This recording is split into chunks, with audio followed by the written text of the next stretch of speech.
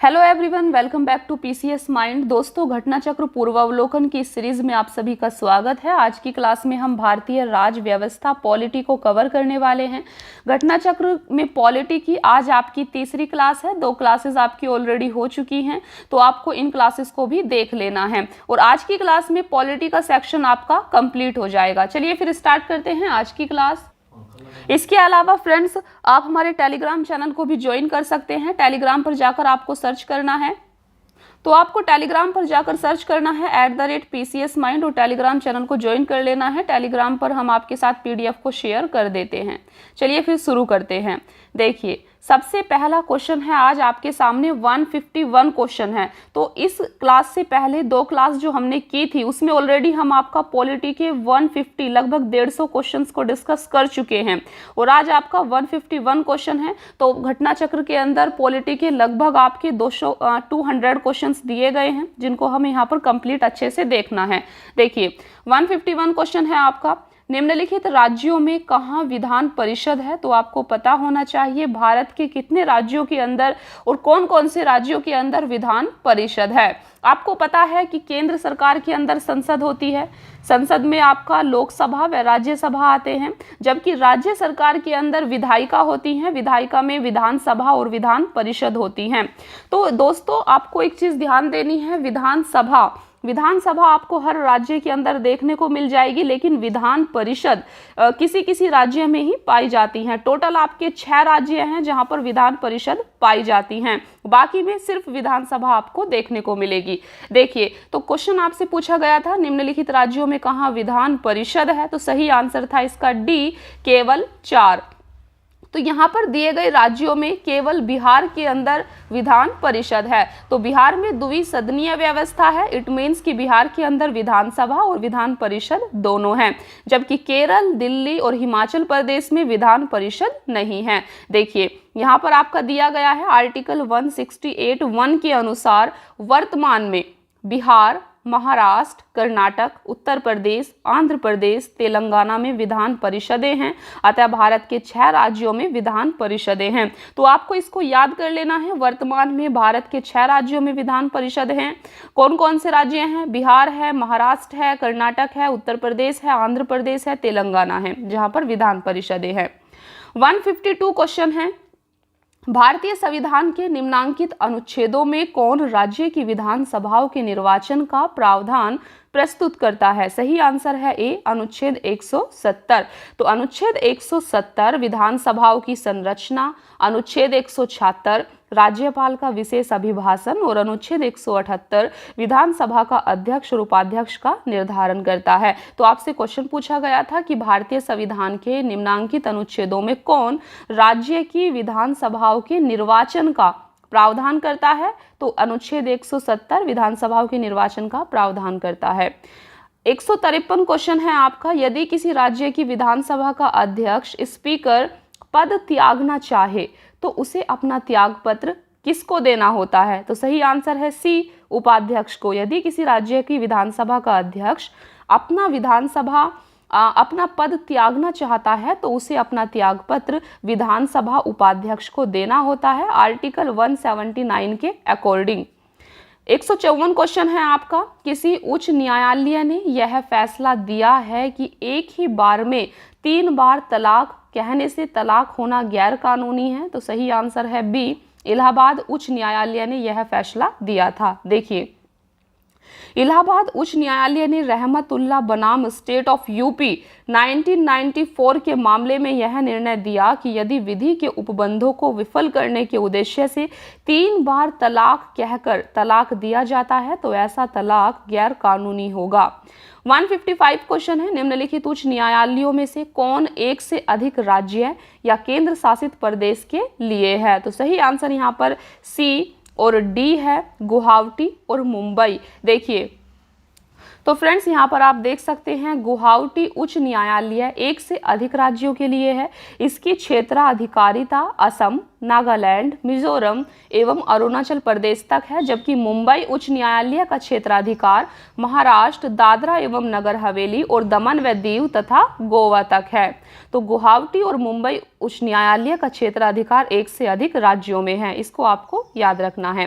156 question है, बाबरी मस्जिद या राम जन्मभूमि का विवाद जो इलाहाबाद उच्च न्यायालय के समक्ष है का प्रकार है। तो सही आंसर है बी, स्वत्वाधिकार मुकदमा, टाइटल सूट। तो यह एक प्रकार का स्वत्वाधिकार मुकदमे का प्रकार है। तो आप यहाँ पर देख सकते हैं, बाबरी मस्जिद या राम जन्मभूमि का विवाद इलाहाबाद उच्च न्यायालय के समक्ष स्वत्वाधिकार मुकदमे के रूप में प्रस्तुत किया गया है, जिसमें दो समुदायों ने बाबरी मस्जिद और राम जन्मभूमि की जमीन व संपत्ति पर अपने अपने दावे पेश किए हैं। 157 क्वेश्चन है, भारत के संविधान का कौन सा अनुच्छेद भारतीय निर्वाचन आयोग की स्थापना से संबंधित है? सही आंसर है ए, अनुच्छेद 324। तो आर्टिकल 324 भारतीय निर्वाचन आयोग की स्थापना से संबंधित है। देखिए, भारतीय संविधान का अनुच्छेद 324 के तहत संसद एवं राज्य विधान मंडलों तथा राष्ट्रपति एवं उपराष्ट्रपति पदों के निर्वाचनों के लिए निर्वाचक नामावली तैयार कराने तथा इन निर्वाचनों के संचालन का अधीक्षण, निर्देशन और नियंत्रण करने के लिए निर्वाचन आयोग का प्रावधान किया गया है। आपको याद रखना है, निर्वाचन आयोग अनुच्छेद 324 में संबंधित है। 158 क्वेश्चन है, भारतीय संविधान का कौन सा अनुच्छेद संवैधानिक प्रावधानों की संघीय संसद या राज्य विधान पालिकाओं द्वारा बनाए गए नियमों या कानूनों पर प्राथमिकता प्रदान करता है? सही आंसर है ए, अनुच्छेद 13। देखिए, संविधान के अनुच्छेद 13 में यह प्रावधान है कि संघ व राज्य कोई ऐसा कानून नहीं बनाएंगे जो भाग 3 में प्रदत्त मौलिक अधिकारों को छीनता या न्यून करता हो। यदि कोई कानून मौलिक अधिकारों के उल्लंघन में बनाया गया तो वह कानून उल्लंघन की मात्रा तक शून्य होगा। अनुच्छेद 32 में संवैधानिक उपचार दिया गया है। अनुच्छेद 245 केंद्र व राज्य के मध्य संवैधानिक शक्तियों का विस्तार। अनुच्छेद 326 लोकसभा व विधानसभा का निर्वाचन वयस्क मताधिकार के आधार पर होना निर्धारित करता है। तो यहाँ पर दिए गए आर्टिकल्स को आपको अच्छे से लर्न कर लेना है। नेक्स्ट क्वेश्चन है आपके सामने 159, निम्न में से कौन सा विषय समवर्ती सूची में है? तो सही आंसर है बी, शिक्षा, एजुकेशन आपका समवर्ती सूची का विषय है। देखिए, भारतीय संविधान में संघीय ढांचे को मजबूती प्रदान करने के लिए विषयों को केंद्र और राज्यों के लिए निश्चित कर दिया गया है। इन्हें महत्व के आधार पर संघ सूची, राज्य सूची, समवर्ती सूची में विभाजित किया गया है। शिक्षा प्रारंभ में राज्य सूची में शामिल था, किंतु संघ व राज्य दोनों के लिए इसके समान महत्व को देखते हुए संविधान के 42वें संविधान संशोधन अधिनियम 1976 की धारा 57 द्वारा इसे समवर्ती सूची में डाल दिया गया। तो दोस्तों, आपको याद रखना है, शिक्षा को राज्य सूची से समवर्ती सूची में कौन से संविधान संशोधन के द्वारा डाला गया है? तो आपका 42वां संविधान संशोधन अधिनियम 1976 के द्वारा इसको डाला गया है। 160 क्वेश्चन है, निम्न में से किस अनुच्छेद के अंतर्गत वित्त आयोग का गठन का प्रावधान किया गया है? सही आंसर है ए, अनुच्छेद 280। तो अनुच्छेद 280 में फाइनेंस कमीशन वित्त आयोग के गठन का प्रावधान किया गया है। देखिए, केंद्र सरकार एवं राज्य सरकारों के मध्य कर, राजस्व, टैक्स रेवेन्यू के वितरण पर सिफारिशें देने के लिए संविधान के अनुच्छेद 280 के तहत राष्ट्रपति द्वारा वित्त आयोग का गठन किया जाता है। 161 क्वेश्चन है, भारत में संघीय वित्त आयोग संबंध रखता है? तो सही आंसर है बी, राज्यों एवं केंद्र के बीच वित्त से। देखिए, भारत में संघीय वित्त आयोग राज्यों एवं केंद्र के बीच वित्त से संबंध रखता है। वह दोनों के मध्य कर एवं अनुदानों के बारे में, विभाजन के सिद्धांतों के बारे में सुझाव देता है। 162 क्वेश्चन है, योजना आयोग की स्थापना कब हुई थी? तो सही आंसर है बी, 15 मार्च 1950 को। देखिए, तो 15 मार्च 1950 को योजना आयोग की स्थापना की गई थी। देखिए, वित्त आयोग के विपरीत योजना आयोग एक संविधानेतर संस्था था। इसका संविधान में कोई उल्लेख नहीं था। इसका गठन केंद्रीय मंत्रिमंडल के एक संकल्प द्वारा 15 मार्च 1950 को किया गया था। किसका? योजना आयोग की स्थापना। प्रधानमंत्री इसका पदेन अध्यक्ष होता है। इसका मुख्य कार्य केंद्र की पंचवर्षीय योजना तथा राज्यों की वार्षिक योजनाओं के संबंध में सलाह देना था। 1 जनवरी 2015 को इसके स्थान पर नीति आयोग का गठन किया गया है। तो दोस्तों आपको याद रखना है, योजना आयोग को रिप्लेस कर दिया है नीति आयोग ने। योजना आयोग के स्थान पर 1 जनवरी 2015 को नीति आयोग का गठन कर दिया गया है। इसको आपको ध्यान रखना है। 163 क्वेश्चन है आपका, उस राजनीतिक दल का नाम बताइए जो मिलीजुली केंद्रीय सरकार का हिस्सा नहीं है लेकिन जिसका सदस्य 13वीं लोकसभा का स्पीकर चुना गया है। तो सही आंसर है ए, तेलुगु देशम पार्टी। देखिए 12वीं, ये 1999 का क्वेश्चन है, ठीक है।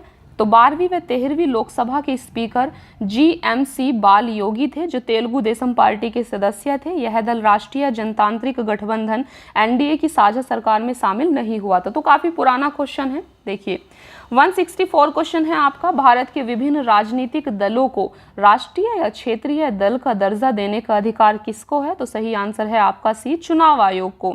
ये आपका इंपॉर्टेंट क्वेश्चन है। तो भारत में विभिन्न राजनीतिक दलों को राष्ट्रीय या क्षेत्रीय दल का दर्जा देने का अधिकार चुनाव आयोग को होता है। इसके लिए वह कुछ मानदंड भी घोषित करता है। 165 क्वेश्चन है, भारत के राजनीतिक दलों के संबंध में निम्नलिखित कथनों पर विचार करें।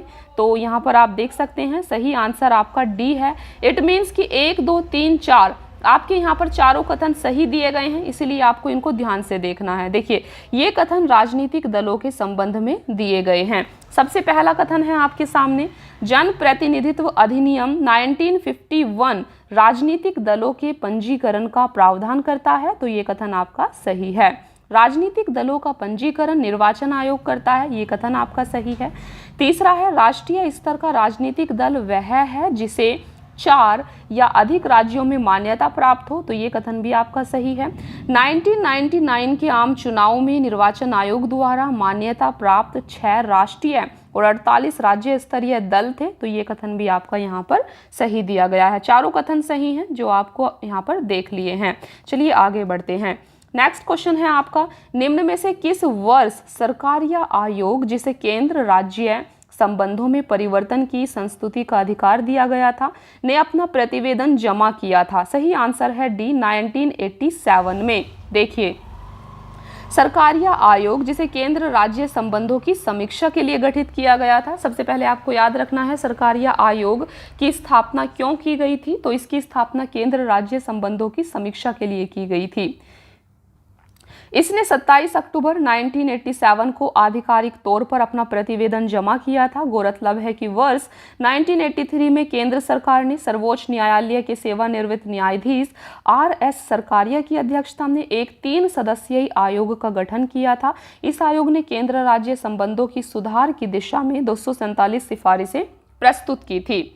167 क्वेश्चन है, पंचायत के चुनाव कराने हेतु निर्णय किसके द्वारा लिया जाता है। तो सही आंसर है बी, राज्य सरकार के द्वारा। देखिए पंचायतों को संविधान की 7वीं अनुसूची में राज्य सूची की प्रविष्टि 5 का विषय माना गया है।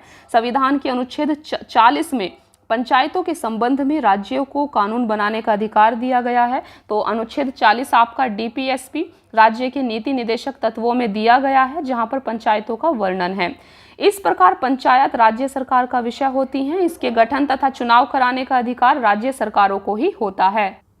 168 क्वेश्चन है आपका, पंचायती राज विषय है। तो सही आंसर है सी, राज्य सूची का। पंचायती राज आपका राज्य सूची का विषय है। 169 क्वेश्चन है आपका, पंचायती राज संस्थाओं को 29 कार्यों की सूची किस अनुच्छेद के तहत दी गई है। सही आंसर है डी, अनुच्छेद 243G। इसको आपको जरूर याद रखना है, इस प्रकार के क्वेश्चन अक्सर पूछे जाते हैं। तो पंचायती राज संस्थाओं को 29 कार्यों की सूची आर्टिकल 243G में के तहत दी गई है, अनुच्छेद 243G के तहत दी गई है। देखिए पंचायती राज संस्थाओं को 29 कार्यों की सूची अनुच्छेद 243G के अंतर्गत दी गई है। अनुच्छेद 243G के अनुसार पंचायतों को आर्थिक विकास और सामाजिक न्याय के लिए योजनाएं तैयार करने तथा आर्थिक विकास और सामाजिक न्याय की ऐसी योजनाओं को जो उन्हें सौंपी जाए जिनके अंतर्गत वे योजनाएं भी हैं जो 11वीं अनुसूची में सूचीबद्ध विषयों के संबंध में हैं, कार्यान्वित करने का उत्तरदायित्व सौंपा गया है। 11वीं अनुसूची को 73वें संविधान संशोधन अधिनियम 1992 के द्वारा संविधान में जोड़ा गया है। इसमें पंचायत से संबंधित 29 कार्यों की सूची वर्णित है। दोस्तों, आपको इसको जरूर याद रखना है। तो 11वीं अनुसूची को संविधान में कौन से संविधान संशोधन के द्वारा जोड़ा गया है? तो ये है आपका 73वां संविधान संशोधन अधिनियम 1992। 170 क्वेश्चन है आपका, निम्न में से क्या संविधान की 11वीं अनुसूची में शामिल नहीं है? तो सही आंसर है सी, ग्रामीण खेल। ग्रामीण खेल 11वीं अनुसूची में शामिल नहीं है। देखिए, संविधान की 11वीं अनुसूची में पंचायत का उल्लेख है, जिसमें कुल 29 विषय शामिल हैं। पुस्तकालय, ईंधन और चारा, तकनीकी प्रशिक्षण, व्यावसायिक शिक्षा, पेयजल, ग्रामीण आवासन, लघु वन उपज, मत्स्य उद्योग इत्यादि विषय इसमें शामिल है, लेकिन ग्रामीण खेल का उल्लेख 11वीं अनुसूची में नहीं है। 171 क्वेश्चन है, निम्न में से किसका निर्माण पंचायती राज व्यवस्था के तहत हुआ था? तो सही आंसर है सी, ग्राम पंचायत का निर्माण। ठीक है, इसको आपको याद रखना है। 172 का क्वेश्चन है, भारतीय संविधान के निम्नलिखित अनुच्छेदों में कौन सा अनुच्छेद राज्य की सरकारों को ग्राम पंचायतों को संगठित करने का निर्देश देता है? तो इस क्वेश्चन का सही आंसर है आपका बी, अनुच्छेद 40। तो अनुच्छेद 40 ग्राम पंचायतों को संगठित करने का निर्देश देता है। देखिए, 173 क्वेश्चन है आपका, निम्न में से कौन सा अनुच्छेद पंचायत के गठन के लिए राज्य सरकारों को निर्देश देता है? सही आंसर है बी, अनुच्छेद 40। तो आपको पता है अनुच्छेद 40 के अंदर अनुच्छेद 40 आपका पंचायतों के गठन से रिलेटेड है। 174 क्वेश्चन है, सरकार की पंचायती राज प्रणाली की प्रमुख विशेषताएं क्या हैं? तो सही आंसर है डी, इनमें से सभी सही हैं। तो यहाँ पर दिए गए सभी कथन सही हैं। देखिए, पंचायती राज प्रणाली की प्रमुख विशेषताएं हैं, इसमें सरकार की 3 श्रेणियां होती हैं, सही है। इसका लक्ष्य गांवों को सामाजिक एवं आर्थिक न्याय प्रदान करना है, सही है। जिला परिषद में इसके सदस्य के रूप में कुछ सांसद होते हैं, तो ये कथन भी सही है। देखिए, यहाँ पर आप देख सकते हैं, पंचायती राज प्रणाली स्थानीय स्तर पर त्रिस्तरीय शासन की व्यवस्था करता है, ग्राम स्तर पर, ब्लॉक स्तर पर, जिला स्तर पर। पंचायती राज का उद्देश्य स्थानीय ग्रामीण समुदाय को सामाजिक आर्थिक न्याय प्रदान करना है। 175 क्वेश्चन है, पंचायती राज की 3 स्तरीय प्रणाली में आते हैं, तो सही आंसर है डी, ग्राम पंचायत, क्षेत्र पंचायत, जिला परिषद। 176 क्वेश्चन है, पंचायती राज का प्रधान लक्ष्य है, तो सही आंसर है सी, ग्राम वासियों में शक्ति का विकेंद्रीकरण करना।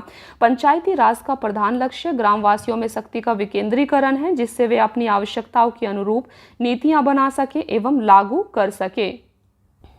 177 क्वेश्चन है आपका, सफलतापूर्वक कार्य हेतु पंचायती राज को पूरे सहयोग की जरूरत पड़ती है, तो सही आंसर है ए, स्थानीय जनता की। पंचायती राज को सफलतापूर्वक कार्य करने के लिए स्थानीय जनता के पूर्ण सहयोग की आवश्यकता होती है।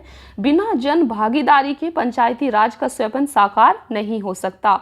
178 क्वेश्चन है, भारत में पंचायती राज प्रतिनिधित्व करता है, तो सही आंसर है डी, इन सभी का। देखिए, भारत में पंचायती राज प्रतिनिधित्व करता है शक्तियों के विकेंद्रीकरण का, लोगों की हिस्सेदारी का, सामुदायिक विकास का, तो ये सभी कथन सही हैं। 179 क्वेश्चन है, पंचायती राज को के अंतर्गत स्वशासन की इकाई के रूप में संगठित किया गया है, सही आंसर है डी, भारतीय संविधान के 73वें संशोधन के अनुसार। देखिए, पंचायती राज की स्थापना की प्रेरणा संविधान के अनुच्छेद 40 ने दी।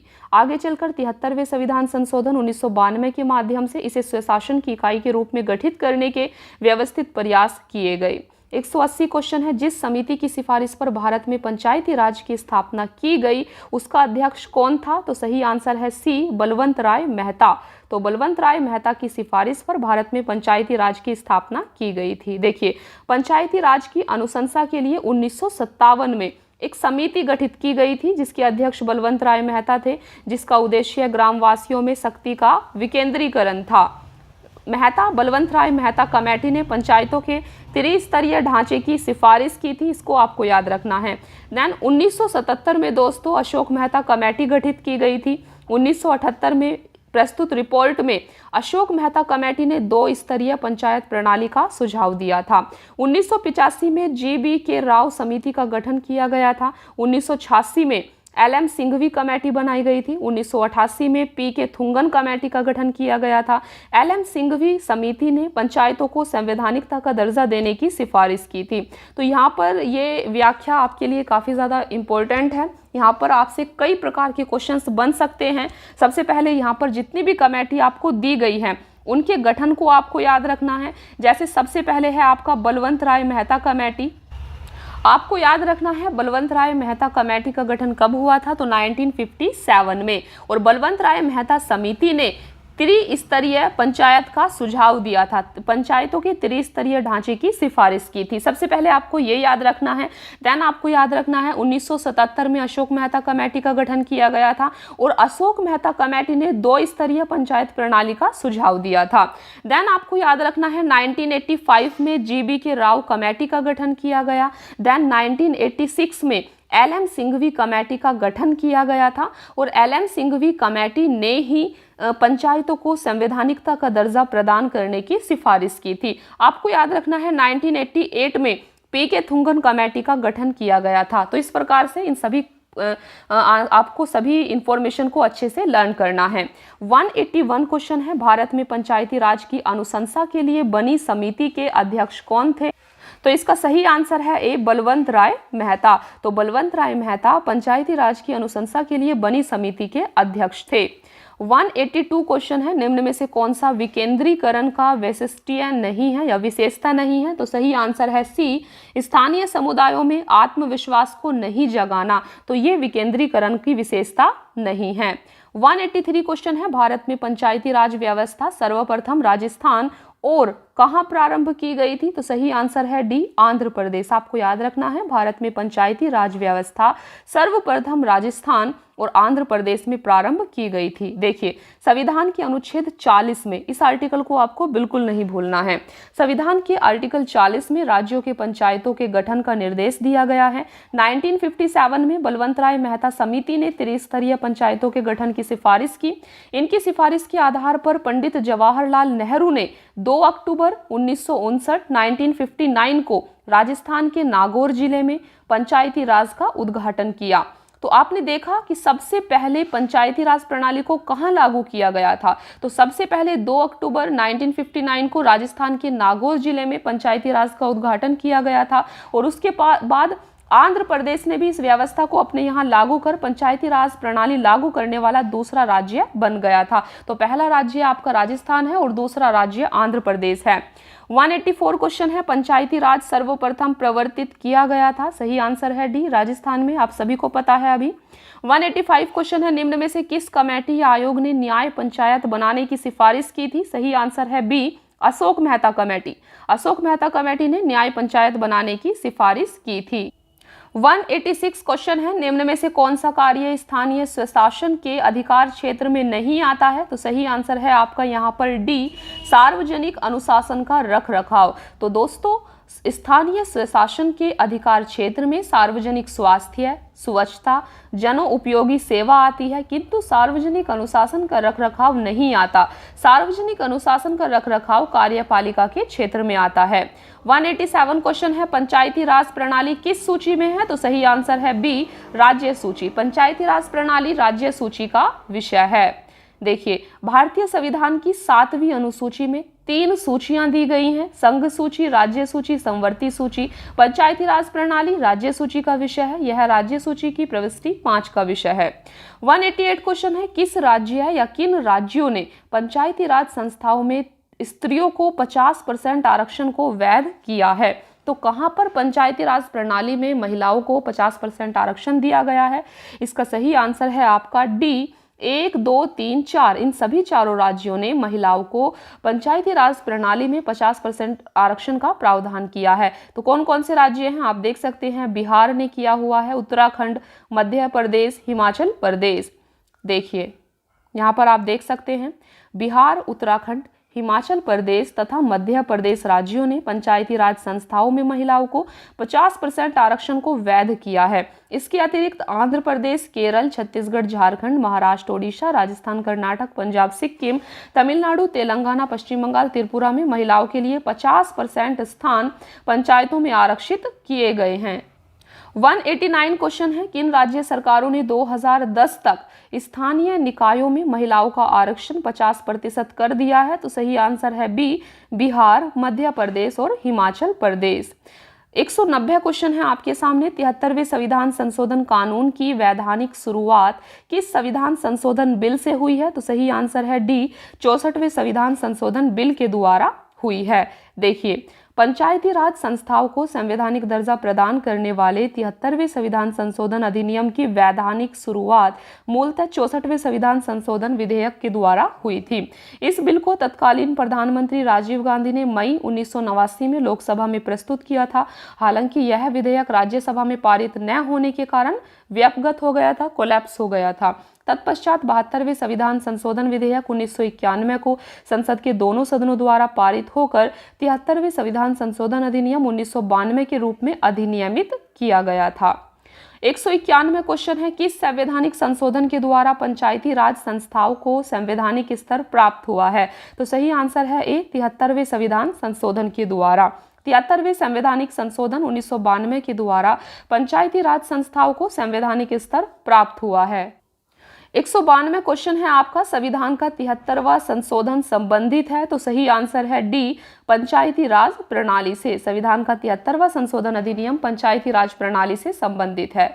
193 क्वेश्चन है, भारत में इनमें से कौन सा विषय पंचायती राज संस्थाओं की शक्तियों के अंतर्गत नहीं आता है? सही आंसर है बी, जुडिशियल रिव्यू, न्यायिक पुनर्निरीक्षण पंचायती राज संस्थाओं का विषय नहीं है। 194 क्वेश्चन है, भारतीय संविधान में संशोधन के लिए विधेयक लाया जा सकता है? तो सही आंसर है सी, या तो लोकसभा में या फिर राज्यसभा में। तो भारतीय संविधान में संशोधन के लिए विधेयक संसद के दोनों सदनों में लाया जा सकता है।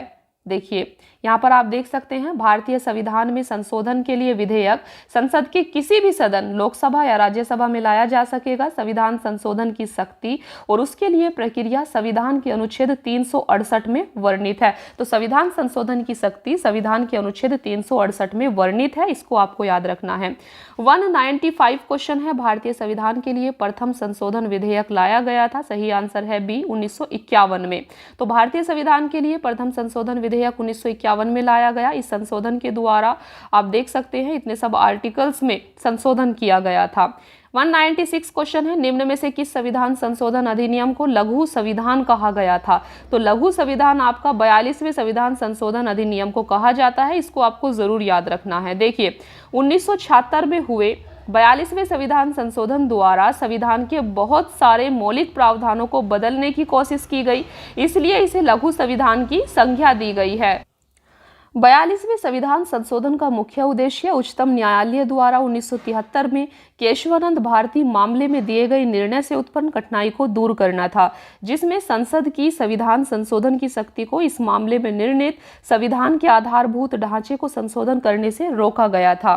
197 क्वेश्चन है, पिछड़ी जाति आयोग के प्रथम सभापति कौन थे? तो सही आंसर है बी, काका साहेब कालेलकर। पिछड़ी जाति आयोग के प्रथम सभापति काका साहेब कालेलकर थे। देखिए, भारतीय संविधान के अनुच्छेद 340 के तहत भारत के राष्ट्रपति के आदेश द्वारा प्रथम अखिल भारतीय पिछड़ी जाति आयोग का गठन 29 जनवरी 1953 को हुआ था। इस आयोग के अध्यक्ष काका साहेब कालेलकर थे।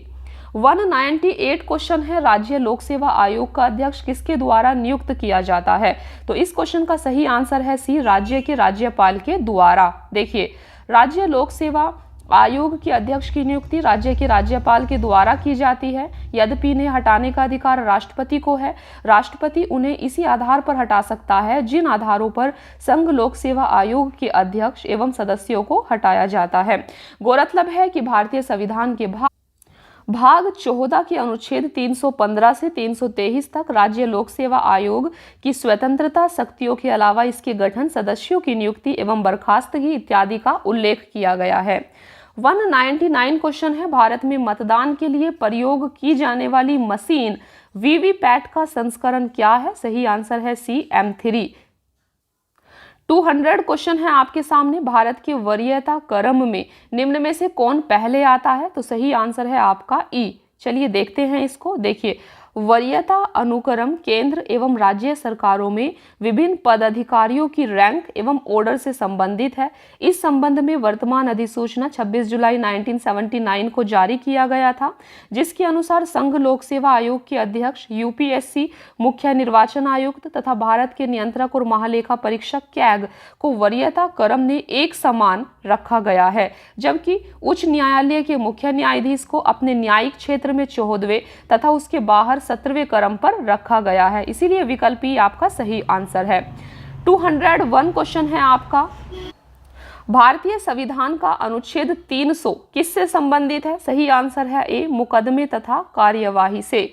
देखिए, भारतीय संविधान का अनुच्छेद 300 के अंतर्गत वाद और कार्यवाहियां का उल्लेख है। अनुच्छेद 302 में व्यापार, वाणिज्य और समागम पर निर्बंधन अधिरोपित करने की संसद की शक्ति और अनुच्छेद 76 में भारत का महान्यायवादी का उल्लेख किया गया है। तो यहाँ पर आप देख सकते हैं। तो फ्रेंड्स, यहाँ पर आपका पॉलिटी का सेक्शन घटना चक्र से कंप्लीट हो जाता है। यहाँ पर आपके लगभग 201 क्वेश्चंस को हमने पॉलिटी का डिस्कस किया है, जो कि आपका प्रीवियस ईयर्स में पूछा गया था। इसीलिए ये क्वेश्चंस आपके लिए काफी ज्यादा इंपॉर्टेंट हो जाते हैं। घटना चक्र की बुक आपके बीपीएससी के सभी एग्जाम्स के लिए काफी ज्यादा उपयोगी है। इसको आपको अच्छे से करना है, अच्छे से याद कर लेना है सभी क्वेश्चंस को। तो इसके बाद आपका सामान्य भूगोल था। वर्ल्ड ज्योग्राफी की क्लासेस आपकी ऑलरेडी आ चुकी है, तो वर्ल्ड ज्योग्राफी की क्लास आपको देख लेनी है। अभी इस क्लास के बाद हम साइंस की सारी क्लासेस को कवर करेंगे। तो साइंस की जो सीरीज हमने स्टार्ट की थी, जहां पर हमने फिजिक्स को डिस्कस किया था, तो फिजिक्स की क्लास आपकी ऑलरेडी आ चुकी है। अगर फ्रेंड्स आप इस चैनल पर नए हैं और आपने इन क्लासेस को नहीं देखा है, तो घटना चक्र बीपीएससी के नाम से आपको इसी चैनल पर प्लेलिस्ट मिल जाएगी। प्लेलिस्ट में जाकर आप सभी क्लासेस को देख सकते हैं। नेक्स्ट क्लास आपकी साइंस के ऊपर आने वाली है, तो आपको उसको जरूर देखना है। Thank you so much friends, keep watching, please like, share and subscribe. Thank you.